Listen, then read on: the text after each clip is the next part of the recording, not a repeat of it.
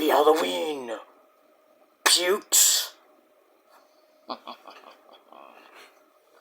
Alrighty, what's up everybody? Happy Halloween. It is I, your travel god of extreme, Peter Joseph here for a Halloween afternoon video right here on the main channel, Killer of Demons 669. And as always, thank you for watching. Make sure you like the video and subscribe right now. Alright, not gonna do any fancy intro because by the time you see this, I won't be here because I am at the bar in New York City with some great people and great bands. An Ozzy tribute band and another Black Sabbath tribute band tonight. Gonna kick ass in New York City, downtown Manhattan, kicking ass.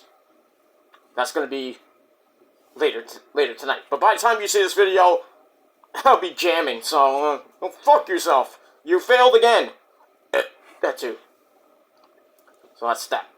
All right, really quickly, ladies and gentlemen, it is time for your late, and out of date Monday night Raw review for October the 27th, 2025. The Raw go-home show before tomorrow night, Saturday night's main event festivities from the Delta Center in Salt Lake City, Utah. But we're not in Utah. We're at the Honda Center in Anaheim, California for Monday Night Raw, and our commentary team, as always, ladies and gentlemen, is Joe Tessitore and Bad News Weed Barrett. And I'm afraid, Joe, I got some bad news for you. You didn't dress up tonight, you bastard. You fucking wanker. It is what it is. And yes, I'm going to keep the mask on throughout the fucking video, because I felt like it. It's not that. Alright, so Raw was kind of mid until the women's title match at the end of the show, which was epic. Well, we'll get to that in a little bit. But we start off with a recap of Jey Uso, the Yeet Man, winning the Battle Royal last week, earning a shot at CM Punk tomorrow night for the now vacant WWE title, which we know Punk is going to win tomorrow, most likely. And then he's going to face Braun Breaker and lose it at the Survivor Series. Aww. Sorry, Punk. Another wasted title reign. So, we have that. So, speaking of the WWE title, it's in the ring, and here comes the Yeet Man down through the crowd, yeeting for 20 fucking minutes with the kiddies. Because he loves the kids. Because he has kids, you know. Like Jimmy does, too. And Naomi and, you know. Anyway, he talks about how there are not one, but two number one contenders. Now it's time to get the belt back. And it's 4 letters, 1 word. He's about to yeet, but then we hear CM Punk's music. Look in my eyes, what do you see? A guy that's barely on TV. Yeah, that guy. Phil Brooks, that piece of shit. He comes out, and he thinks he's fucking Jey Uso with the, oh, let's do it again! You're not funny, Phil, you 47-year-old bastard! Married to AJ Lee, you fucker. Should have been me! Me! Without the mask on, of course. But anyway, because I would tap that ass all night long for AJ. Oy. Anyway, moving on. So Jay's pissed that, you know, Punk, like, one-upped him.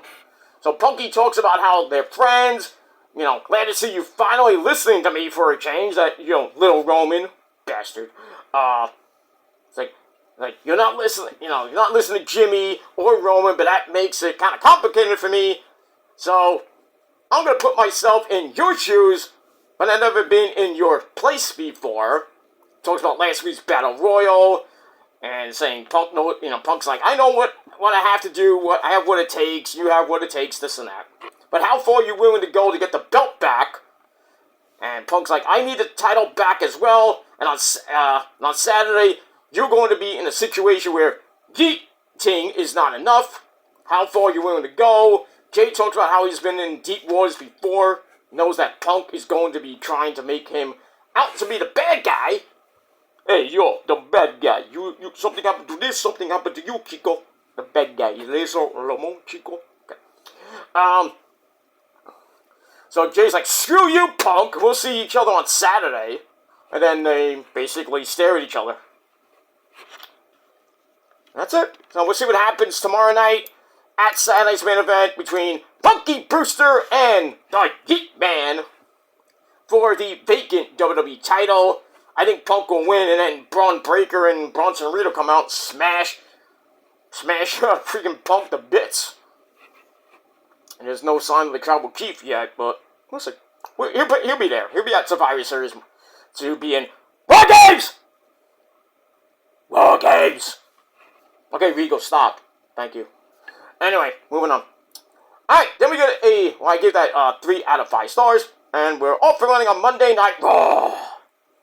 Alright, after that, we're going to look at the Judgment Day of Fiend Balor and JD McDumbfuck losing the tag team belts last week to the phenomenal AJ Bad Hair Styles and that guy named Dragon Lee. So we see that, and then we go to their little clubhouse or somewhere in the back. We see the Intercontinental Champion and the Triple A Mega Champion Eddie's son. Eddie, it's your son. Oh, it's my son. You're my son. The fruit of my loins, I say. Dominic Guerrero, they say. Yes. Dom. So worried about facing either Alexander, Rusev smash, not a pussy. Yeah. Or Pentagon, Zero, Miedo for the Intercontinental title on Saturday night's main event. But then Raquel Rodriguez comes in, calls him a serial cheater. No. And then Rock says, no. Who did he cheat on, really? He cheated on Mommy with Liv, and really didn't cheat on Liv with Roxanne or anybody else, really, you know. Just saying. Anyway, so they're like, oh my god. And the rest of the team is like, I'm not listening. And then Dom is like on the phone with somebody. He says, yeah, I need help. Click. Maybe he was talking to Eddie. He was talking to your son? Were you talking to your son, Eddie? I don't know. No para inglés ese. Okay, never mind. I was talking to Eddie. You know, Eddie will come down from heaven and kick everybody's ass. Yes, sir. Just saying. And we move on with that. Alright, so I get that 2.5 out of 5 stars. Alright, then we go to Rusev versus Pentagon for the shot at Dom on Saturday night. Pretty decent match. Beat the crap out of each other. Pentagon with the threat of the Mexican Destroyer on Rusev. Rusev goes back to the floor, knocks Pentagon over. They go back inside for a running splash to Pentagon in the corner. That's Rusev. Only for Pentagon to come right back with a backstabber. Then they go outside for a third time, and then Pentagon goes face first into the ring steps. Ow! As we go to break, come back, Pentagon fights out of a 1924 bear hug. Well, Rusev would do that because he's, you know, a big old Russian bear, even though he's not from Russia. He's from Bulgaria.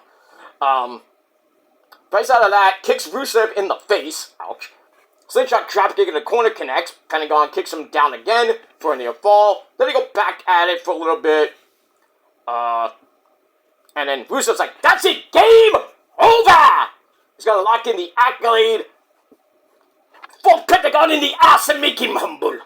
But gets countered into the Pentagon driver for a very near fall. 2.999999999999999 Batman 5. And then all three Americanos come out and jump both of them for a double disqualification. I'm like, shit. Alright, so match almost went 10 minutes. Still was pretty damn good. 3.25 out of 5 stars. But the stupid El Grande Americanos, Ludwig Spears and company, Tyler Bate and Pete fucking Dunne.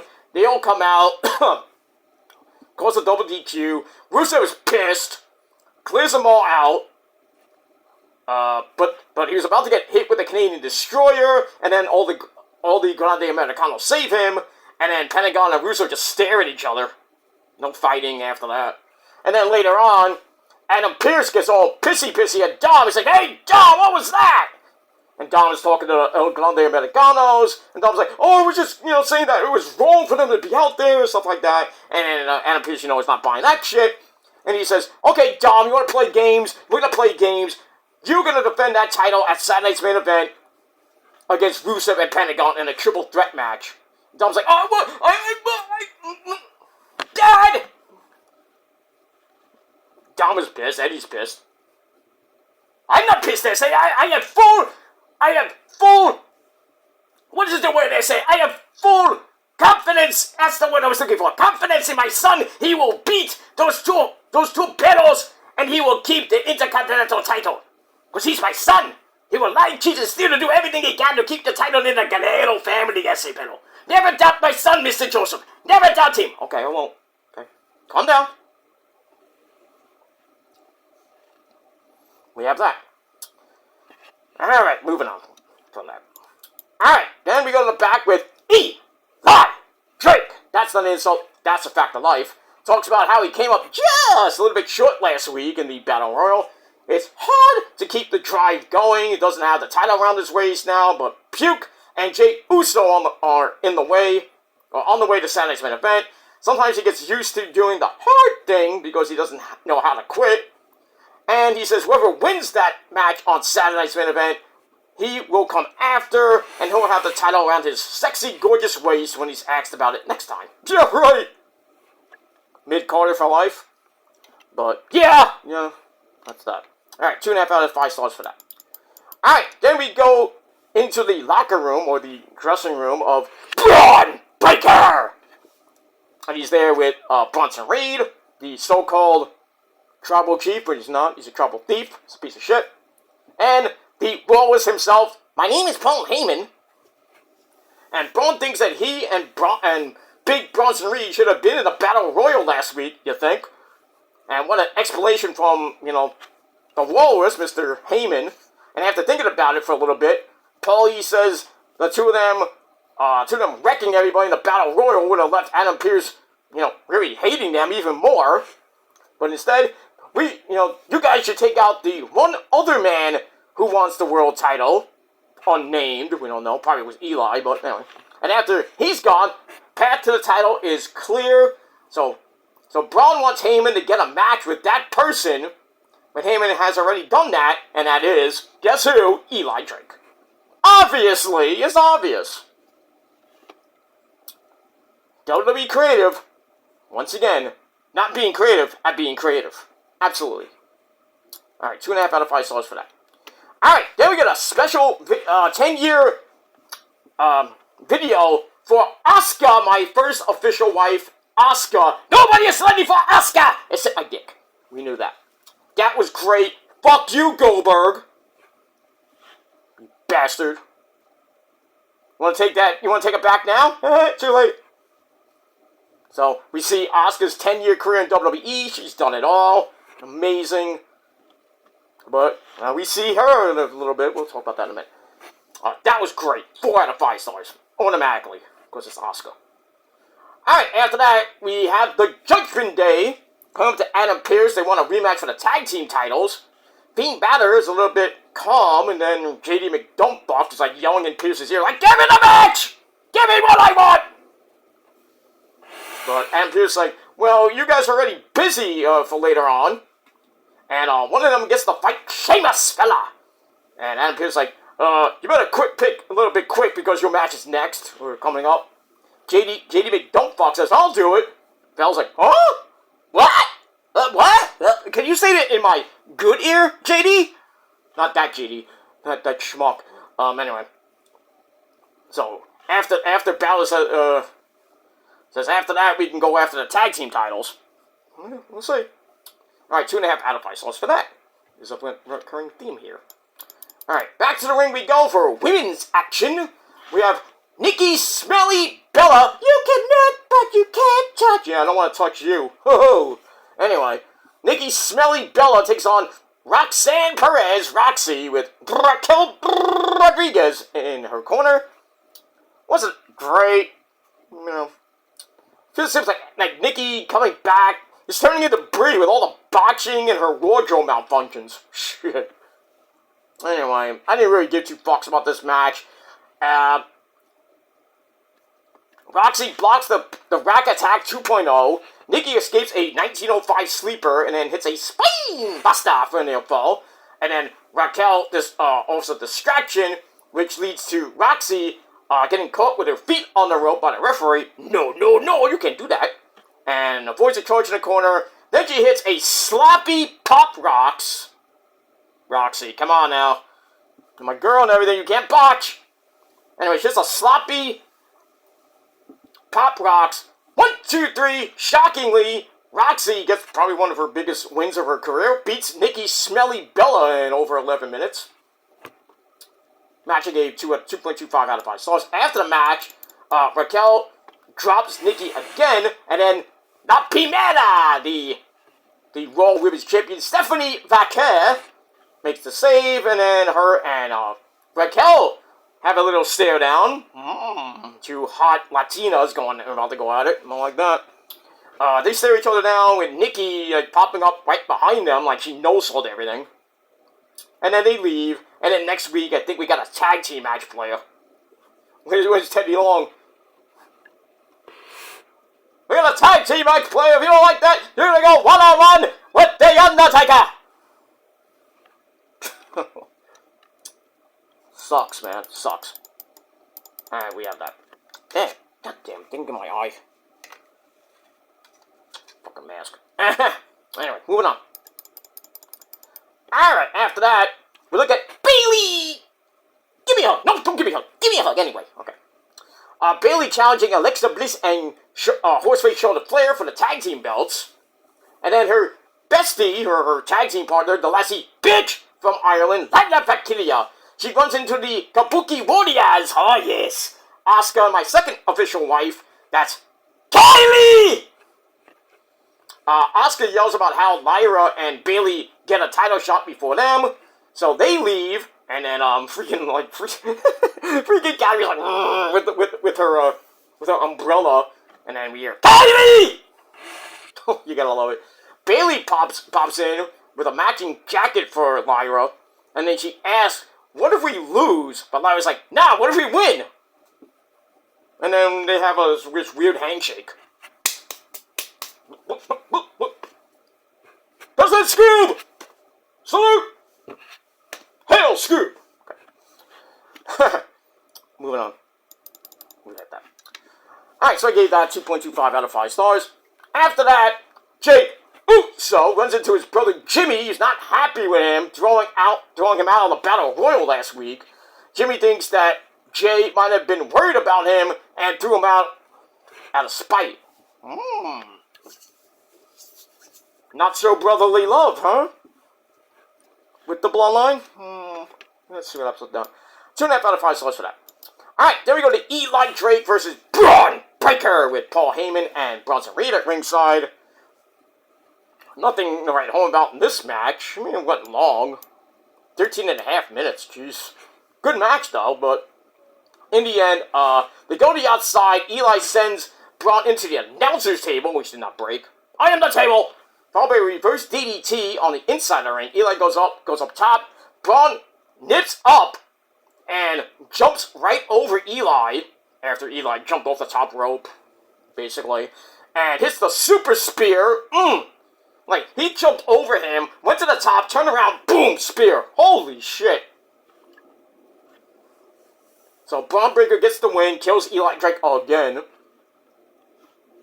So we get that. Match was actually pretty decent, 3 out of 5 stars. And that's that. And I talked about Adam Pearce telling Don Don with the triple threat match for the Intercontinental title with Rusev and Pentagon. Alright, then we got another interaction with Jimmy and Jay. Jay kind of apologized for throwing his brother out last week. And then everything seems to be okay in Uso Land. I guess Jay wasn't feeling pretty oozy. Are you feeling oozy today? I hope you are. I'm feeling pretty damn oozy. I'm always oozy. Oozy! Look at that. Alright, then we go to JD McDumpfuck with Fiend Balor at ringside, taking on Sheamus. And it's Fight Night! Baby! As Pat McAfee would say. Alright, this was actually a pretty damn good match between two Irish fellas, if you know what I mean. We're getting to the end of the match. Sheamus tries for the brogue kick and missed. Gets cut off by a running knee. Sheamus comes right back with a high cross, whatever that is. Finn puts the foot on the rope before the count of 3, and then Sheamus goes after him. That was a dumb idea. And then JD tries to save him. He gets sent crashing into the barricade. Ow. Finn Balor gets in a shot with the shillelagh. And then JD McDumpfuck gets a super Spanish fly. Picture perfect. 1, 2, 3, another shocking victory on Monday Night Raw. JD McDumpfuck beats Sheamus in a little over 13.5 minutes. Match was pretty damn good. 3.25 out of 5 stars, and that's it. Good stuff. Good stuff. Alright, then we can look at the man! The Women's Intercontinental Champion, the man! Becky Lynch. Losing to Maxine Dupri last week by a disqualification. So then we hear from Maxine, looking great, ready to get her title shot. But first, she wants to talk to a friend and make sure she's in the right place. Who could that be? And appears like makes it official eventually. So, not happening Saturday. I don't think it's happening Saturday. Probably be next week or maybe by the Survivor Series. I don't know. We'll see what happens with that. Alright, so I get a 2.25 out of 5 stars. And that's pretty much it. Alright, then we go to the Women's Tag Team Champions, Horseface, Charlotte Flair, and Ms. Bliss, Alexa Bliss. They're ready to retain the Women's Tag Team titles over Bayley and Lyra. And then the Kabuki Warriors, once again, Asuka and Kylie, they come back in, they interrupt, and accuse Horseface, Charlotte Flair of being evil. Pretty much, they are evil. Charlotte says she has changed, and they would love to give them a title shot. And then Kylie rips out the freaking umbrella again. Like, come on. And then we hear, Kylie! Once again. We need a shirt that says Kylie on it. I would buy that in an instant. Alright, we get that. Alright, after that, Sunday's main event rundown. And then after that, Dragon Lee and AJ are with Adam Pearce in the back. Judgment Day, Finn Balor and JD McDumpfuck interrupt. They went their rematch for the belts. Champ's like, alright, you want it, you got it. And then we have the match next week on the program. Simple. Simple as that. Alright, then we get a vignette with a poker chip spinning around, revealing 2026. Well, that's WrestleMania, obviously. So we got the first thing with WrestleMania for the men. We had the picture for the women. It was Mommy Rhea Ripley, Stephanie McCurry, Stephanie McMahon, hi Steph, Tiffy Tip, Bianca Belair, I think Charlotte's in it, I think Roxy's in it, I forget. The men is Brock, Roman, Paul Heyman, Triple H, Punk, Cody, you know. So we got that. And that's pretty much all I gotta say about that. Alright. Then we go to the main event of Monday Night Raw for the Women's Tag Team titles. This match was great. Back and forth they went. We're going to get into the end. 13-minute match. Charlotte kicks Bayley in the head. Grabs a figure 8 without the leg going over Bayley's other leg. Interesting little twist to that. Lyra grabs Bayley's hand to block the tap. You know, Bayley could have tapped with her other hand. Anyway. And then Lexi comes in with Twisted Bliss. And then they hit double natural selections on both of them. 1, 2, 3 to retain the Women's Tag Team titles. And a pretty damn good match. 3 out of 5 stars. And then to end the night, we get replays, we get some replays. They get broken up as the Kabuki Warriors come back in, jump them, beat the shit out of the champions. And then Bayley protects Lyra. And that's basically it. So maybe a triple threat match coming up. Or maybe the Kabuki Warriors versus the champs. I don't know.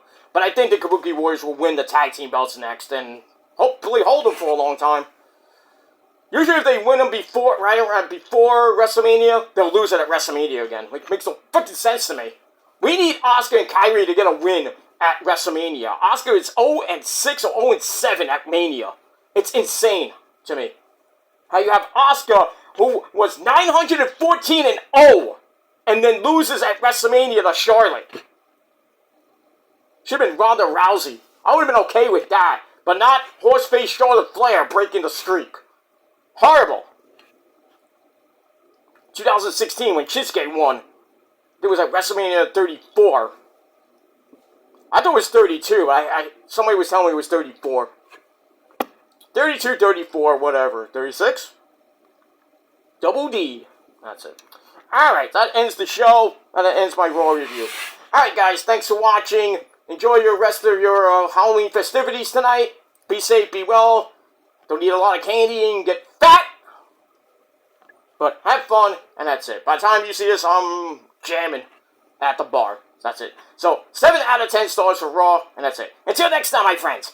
Peace, and happy Halloween, bitches.